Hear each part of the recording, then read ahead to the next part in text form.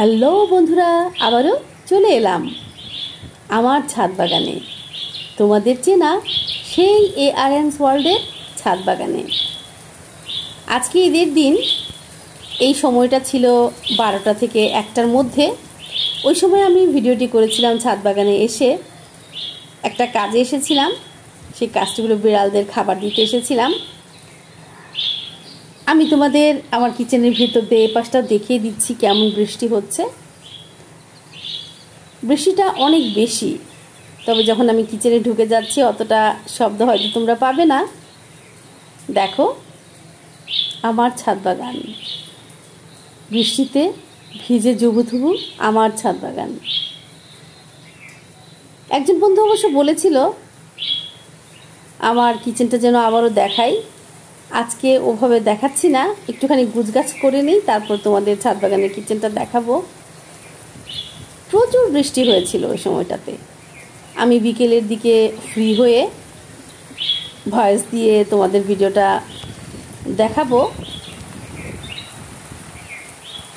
তার জন্য হয়তো তোমরা খুব বেশি শব্দটা ওভাবে পাবে না, বৃষ্টির সাউন্ডটা কমিয়ে দিয়েছি। প্রচণ্ড রকমের বৃষ্টি ছিল। আমি সামনেও একটু যাব, একটুখানি দেখে যাই কি অবস্থা। ওই আমরেলাটার নিচেই আমার একটা লেবু গাছ আছে, আমি আসলে লেবুও নিব আজকে এখান থেকে। আমার ঢাকাতে থাকা শুধুমাত্র এই কাজগুলো করার জন্যেই একটা দিনের জন্য আমরা একটু বিরতি নিয়েছি কাজের, সেটা হলো ঈদের দিনটা। এবার ঈদটা এই জন্য আমি ঢাকাতে আছি, আগামীকাল থেকে আবারও কাজ হবে, সেজন্য আছি। তা না হলে হয়তো তোমরা অন্য কোনো ভিডিও পেতে আমার কাছ থেকে। ঈদের দিনেও ছাদ বাগানের ভিডিও তোমাদের পেতে হলো বন্ধুরা। বলতে পারো আমি খানিকটা ফেঁসে গিয়েছি এখানে এসে, যেতে পারছি না।